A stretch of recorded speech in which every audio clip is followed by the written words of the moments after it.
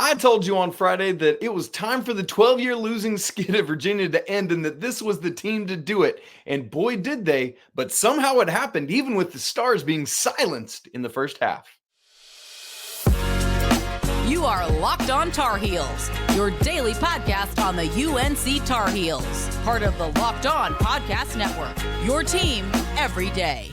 Hey there, it's Monday, February 26, 2024. Welcome into the Locked On Tar Heels podcast, the only daily North Carolina show out there. I'm your host, Isaac Shade, and I want to thank in particular you everydayers for joining us to get your Carolina content every single day. Thanks for making us your first listen or watch. Today's episode is brought to you by FanDuel. Make every moment more. New customers join today and you'll get $150 in bonus bets if your first bet of $5 or more wins. Visit FanDuel.com/lockedon to get started. Look, we got to get through all the content real quick today because we got to recap Virginia, look ahead to Miami, and there was a massive weekend of Carolina athletics. So let's dive right on in. Speaking of that Miami game, I want to give you one last reminder that I will be at that game tonight, I guess it is, along with Coach Rob will be there. We'd love to meet you, take a picture with you, whatever. All right, North Carolina beats Virginia 54-44. Good news for the Cavs. It's their smallest margin of defeat this season. Yeah, that's wild. Carolina is now 21-6 overall, 13-3 in the ACC. This was a quad one victory, meaning Carolina has 7 of them, 7-4 in quad one. 12-5 now in quad 1 and 2 combined. That's as of this recording. Only Purdue and UConn have more quad 1 wins. They both have 9.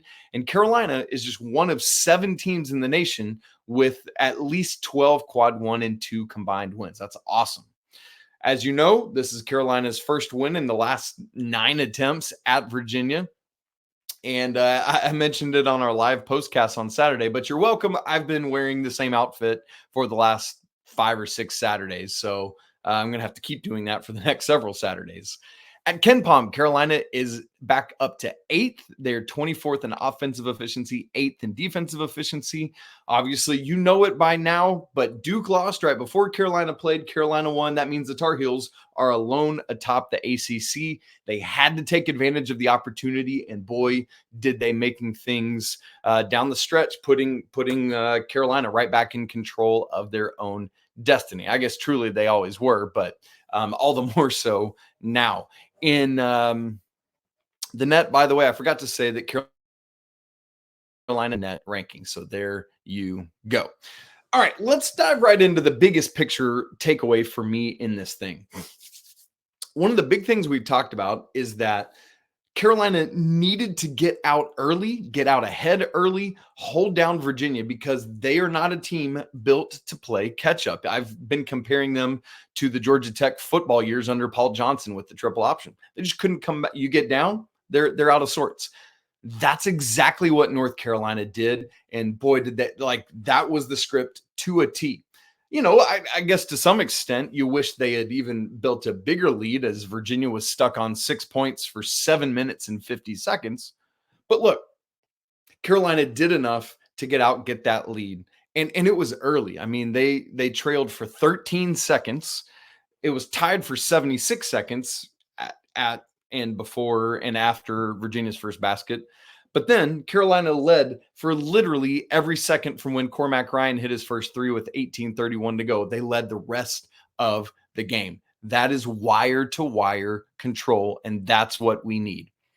Carolina got the lead to double digits in the back half of the first half, and then that, because of Virginia's anemic offense, felt like ball game, and it was. I know Virginia made a couple pushes down the stretch, got it to 5 at one point, but Carolina ultimately maintained the lead, made their free throws down the stretch, and won the basketball game. But here's perhaps another part of that.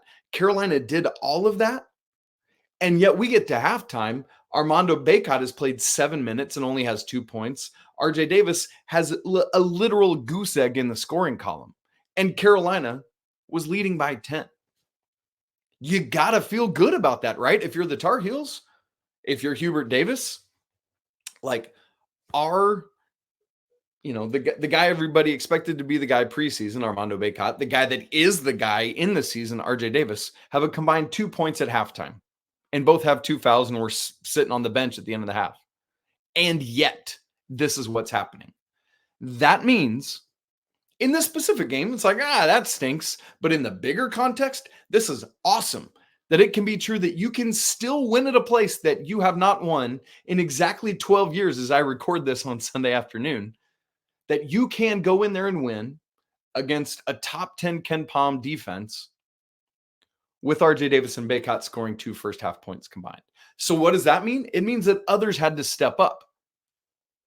And that is great because, again, Carolina can not only win in a multitude of ways as they've shown all season long, but they can also do it with a multitude of different people stepping up. That's equally as important. So let me give you some of those people and how and why they stepped up. Cormac Ryan, we're going to talk more about him in the Four Corners recap in a second. But let me hit on some others. First off, Elliot Cadeau. I talked last week about how critically important he was to Carolina winning this basketball game because this is a defense unlike what he's seen to date. And he handled it with great aplomb. Did several things in the stat sheet, but the most important thing, assist to turnover ratio of 6-1. Exactly 6 assists and just 1 turnover. Both of those things are big time. Just the 1 turnover, that's probably even more important than the assists themselves. But the fact that he did both, man, Elliot, way to go. Because if he can do that against Virginia's defense, no reason he can't be that dialed in and locked in game after game. Like, for example, with Carolina leading 7-4, he had this nice reset where Carolina, I think, got an offensive rebound. He pulled it back out, slowed everybody down. That's great leadership. 16 minutes left in the first half. Blows by everyone for a layup to give Carolina a 9-4 lead at that point. One of the things I've been critical of with Elliot this year is his lack of use, I guess I should say, of his left hand for left-handed layups. There were a couple other examples of this. On Saturday, there was one where he tried to get by Isaac McNeely. I think it was early in the second half. And either I think it got blocked or else, just missed. I think it just spun out because he tried to go right-handed, couldn't use the correct English. But another time I was really proud of Elliot, and here's why.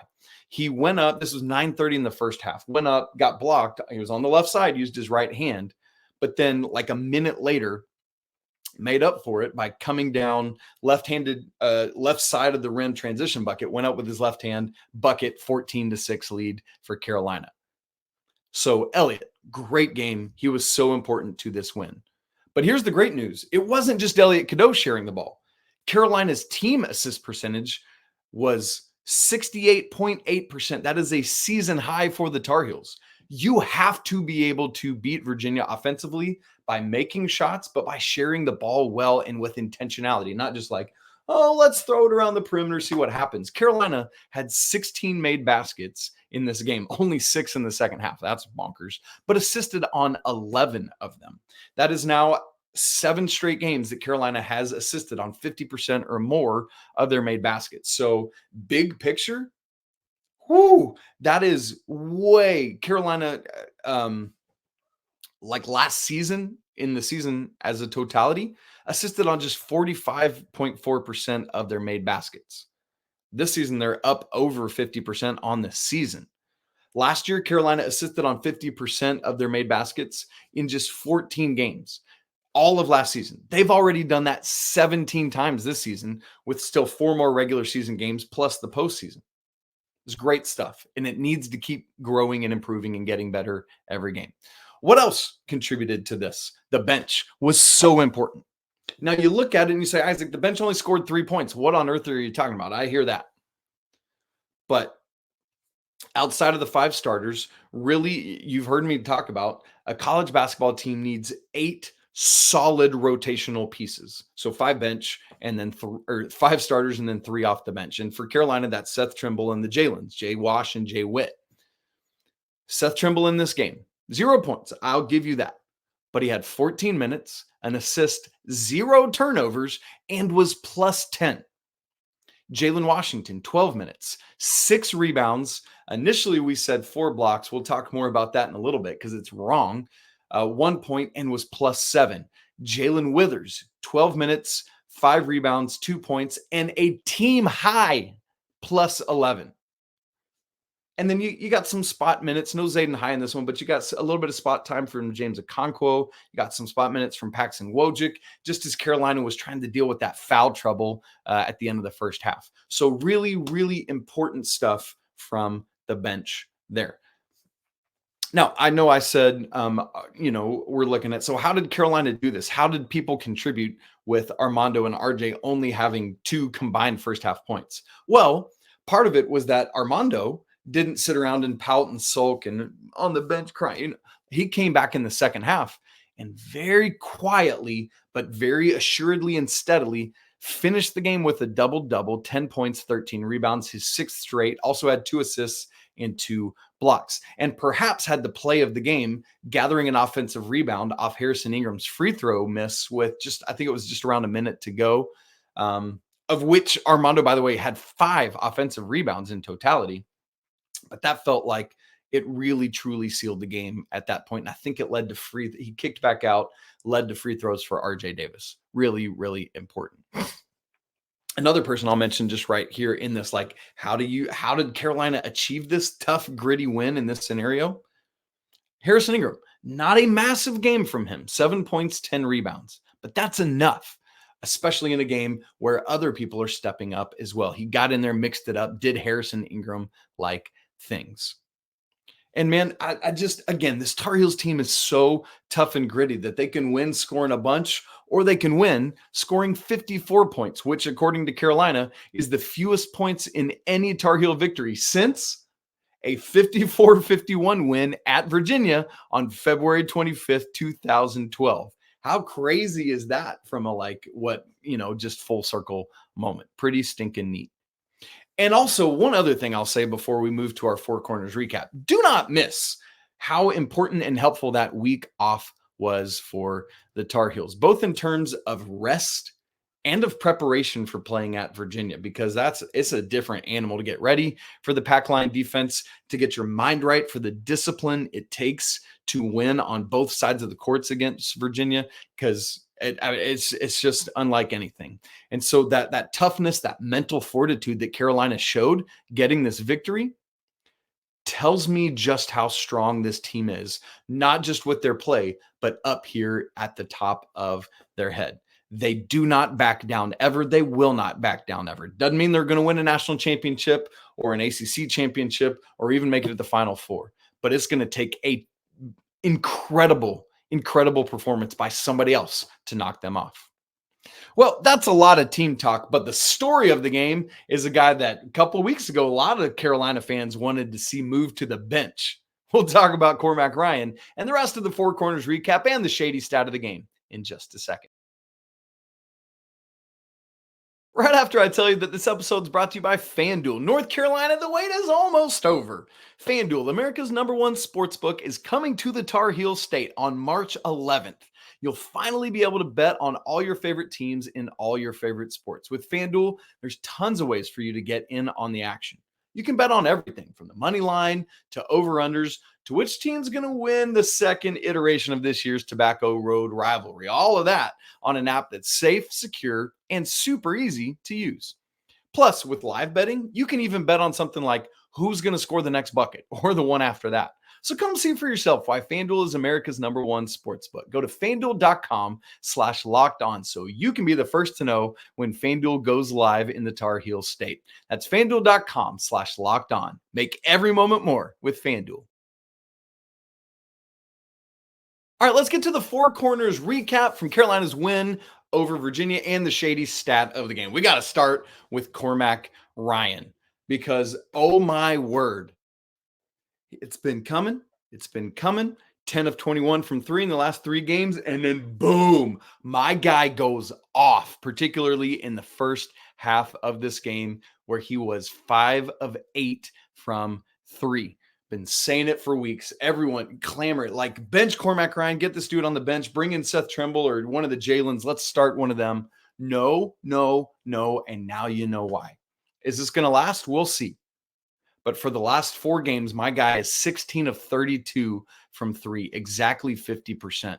And that puts this team at a whole different level, because what that means is Elliot, that takes even less of the scoring onus off of Elliot. You still want him to get some buckets here or there, but it really allows Elliot to just be a distributor, because you got Cormac on the wing. You got Cormac able to drive, the same with RJ. You've got Harrison doing everything he can do, and Armando scoring inside, coming, setting screen, whatever it is. This version of Cormac Ryan makes Carolina a complete basketball team and changes the trajectory of what could happen in March and hopefully April as well. 18 total points in this one. First time he's led Carolina in scoring this season. Cormac Ryan, congrats to you. Way to keep pushing. It couldn't happen. Like, it's just one of those, when somebody's been struggling, you love to see it finally happen. He's shooting 33.3% from deep now this season. Number 2, speaking of 3-point shooting, it was a great day for Cormac Ryan. Not as much for RJ Davis, who made just 1 3 in this game. So that means that RJ breaks his streak of making multiple threes at 23. I mean, what a ridiculous streak that is. It was 8 more than the previous Carolina program record. That is insane. It was bound to come to an end at some point, but he did make 1 3. His one made field goal in this entire game was a one of 14. Yeah, from the field in this game, just 1 of 10 from 3. And okay, fine, whatever. But here's the thing. He does have at least 1 3 in all 27 games last season, and he made at least 1 3 in the final 5 games of last season. That means in total, he's made at least a 3 in 32 straight games. That level of consistency is incredibly important for this team. But here's why I want to bring up RJ as the second point of our Four Corners recap, because I love that despite a poor shooting day, and it was, he still found ways to help out his team. 12 second half points after being stuck at 0 in the first half. 9 of those coming from the free throw line, where he was 9 of 10 on the day. And that's part of where RJ is so important. I'm not scoring. You know what he did in the second half? He attacked. He got to the rim, drew fouls, and then kind of sealed the game at the free throw line as well. RJ Davis is such a good leader for this team. He's going to have better days again. It might not happen tonight against Miami. It might. We'll see. But RJ is always going to find a way to help. Number 3 in our Four Corners recap, points per possession. We've been talking about the defense. We're going to actually look at both Carolina's defensive points per possession and offensive points per possession in this game. But man, the defense has been needing to come back after a lackadaisical kind of stretch following the 10-game winning streak. And I get it. Virginia's offense is really, really bad. I hear that and I get it and I understand it. But you can't tell me that Carolina's defense had nothing to do with that. You still got to go out and do it, right?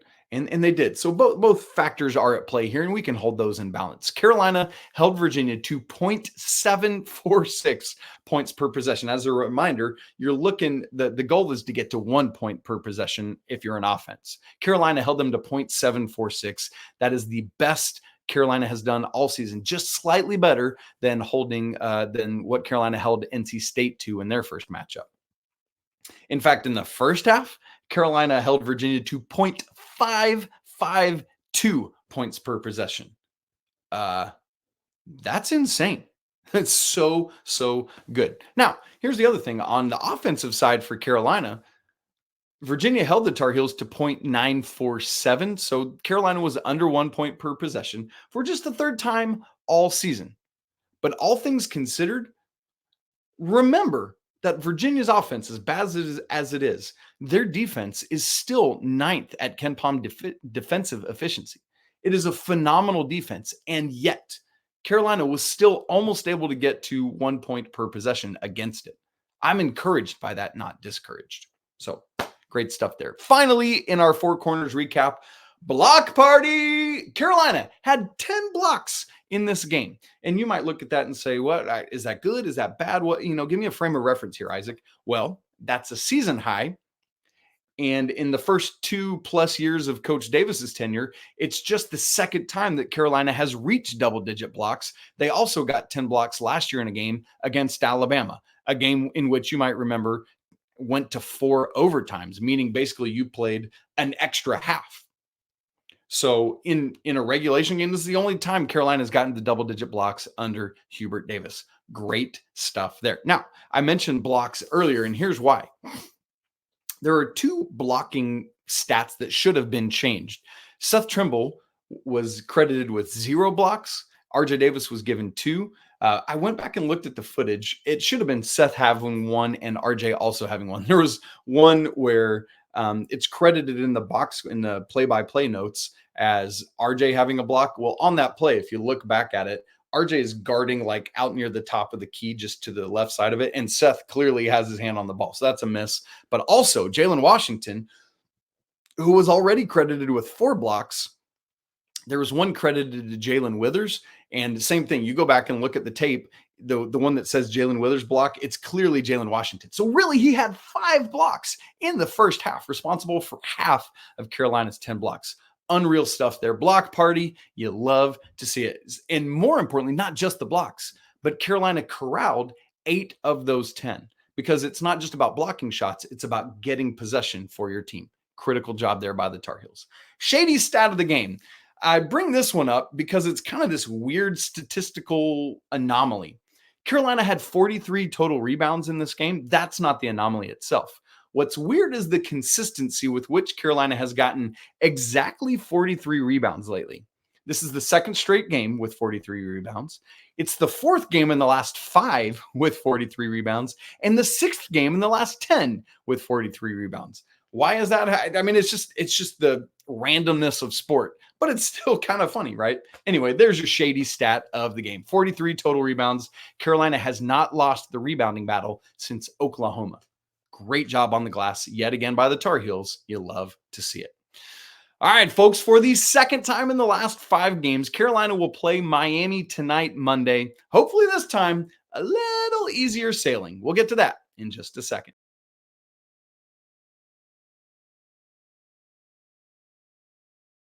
All right, North Carolina, Miami, round 2 coming up tonight, 7 o'clock Eastern on ESPN inside the Smith Center. I'll be there. Can't wait. It's going to be awesome to cheer on the Tar Heels.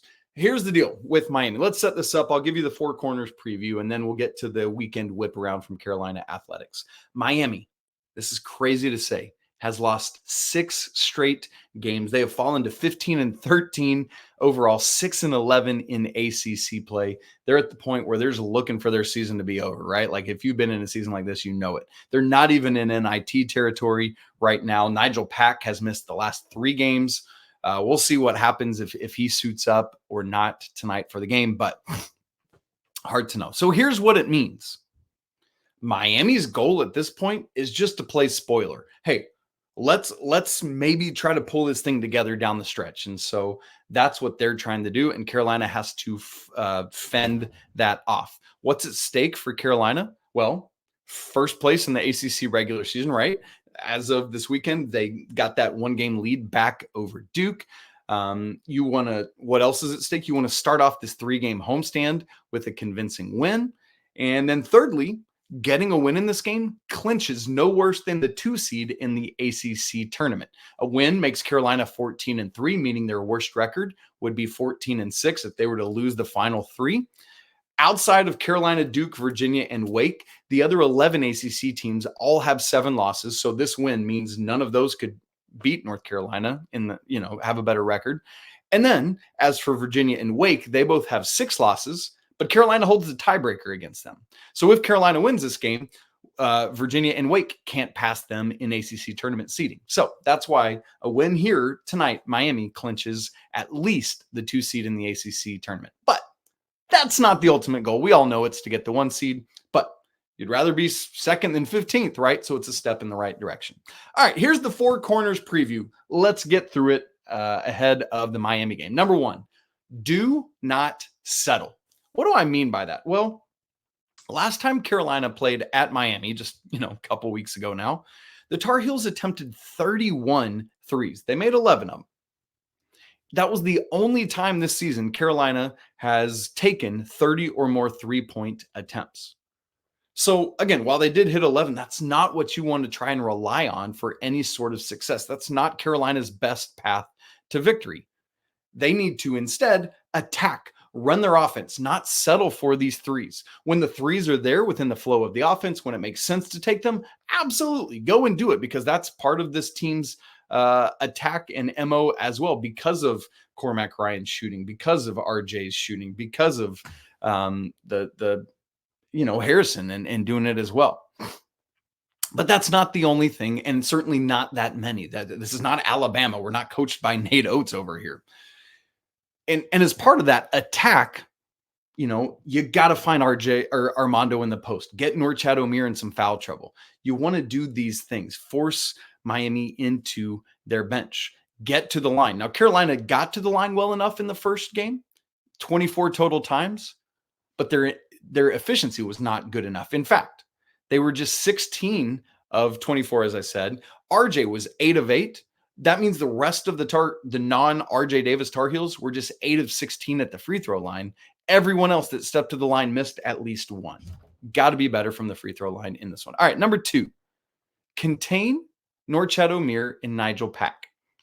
In game 1, in the first half, and by the way, I should say this is if Nijel Pack is good to go and ready to play. He didn't play Saturday, but it sounds like he's trending in the right direction. So I wouldn't be surprised at all if he's going to give it a go in the Smith Center, right? Like that's what he wants to do. So I'm just operating under the assumption right now that he'll play.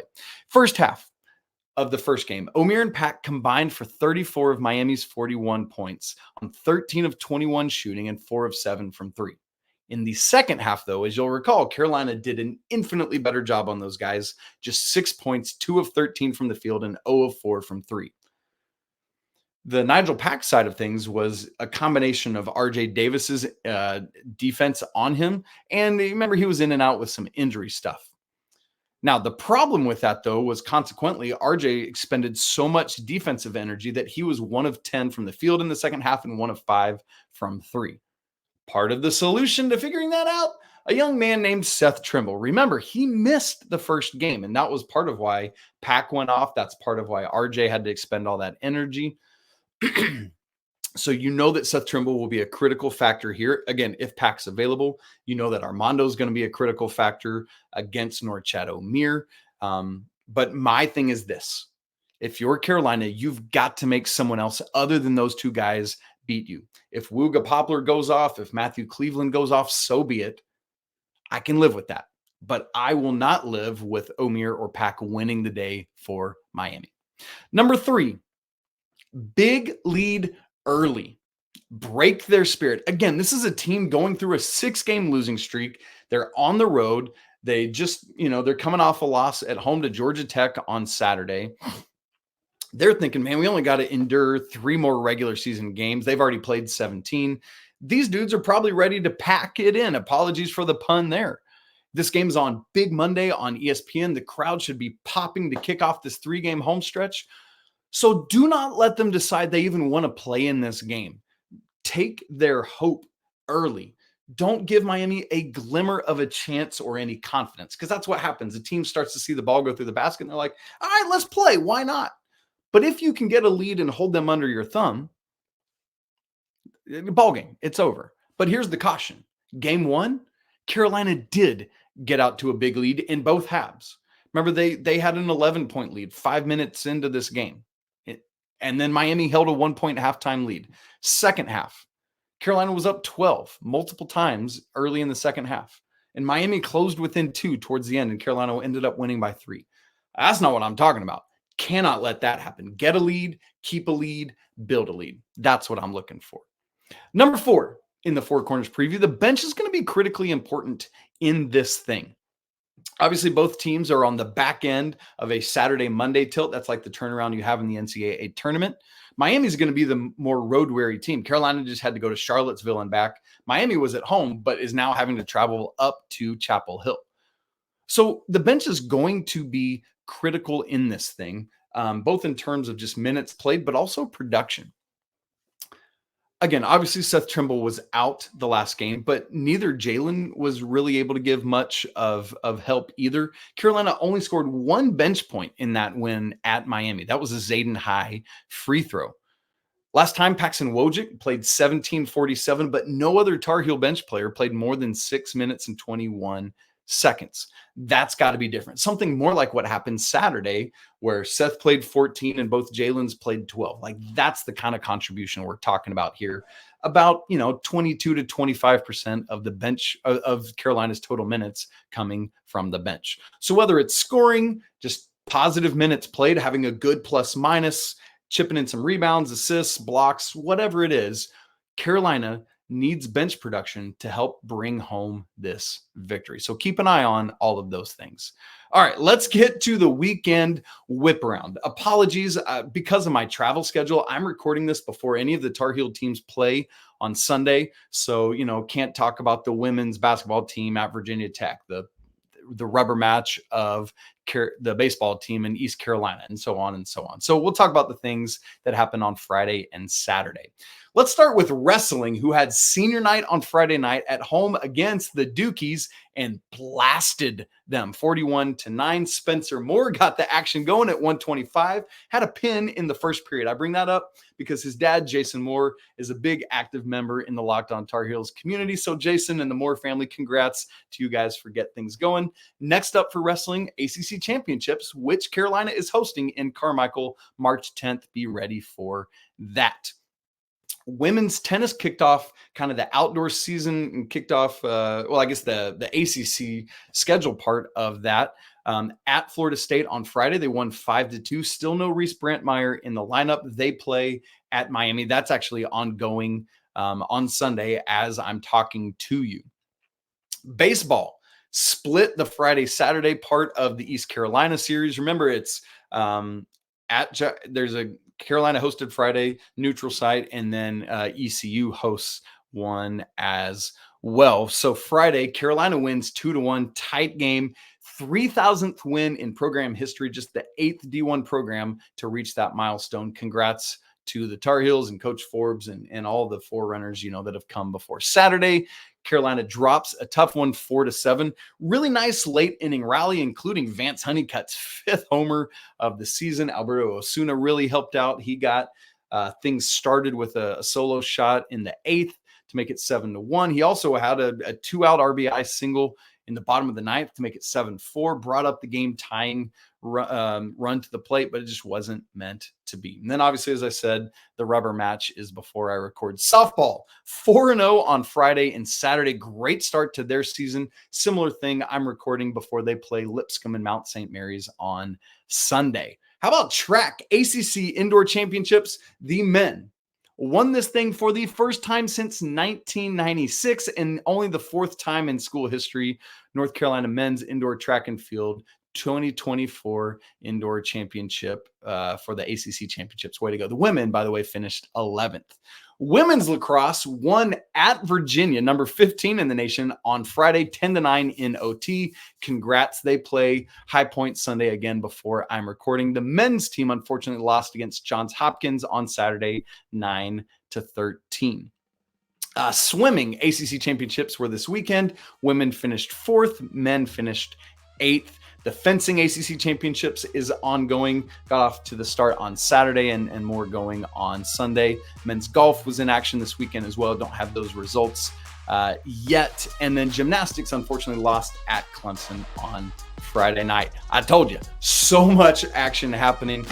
Can't wait to keep it going through this week. All right, tonight following the game, since I'll be there, I think we're going to be able to do a live postcast, but I got to get back to my hotel room. We'll see how quickly I can do that. And then obviously we will have a normal Tuesday show for you, regardless, one way or the other, if we have a live postcast. I want to thank you all for tuning in. If you're not part of the Locked On Tar Heels Discord community, come join us. The link is in the show notes. It's free to be a part of. We'd love to have you there. Subscribe to the show on video and audio platforms. If you're watching on YouTube, smash the like button so we know you were here. Y'all, it's always a great day to be a Tar Heel. You know it, especially after this big old win against Virginia on Saturday. We'll talk to you again either tonight or tomorrow. But until then, peace.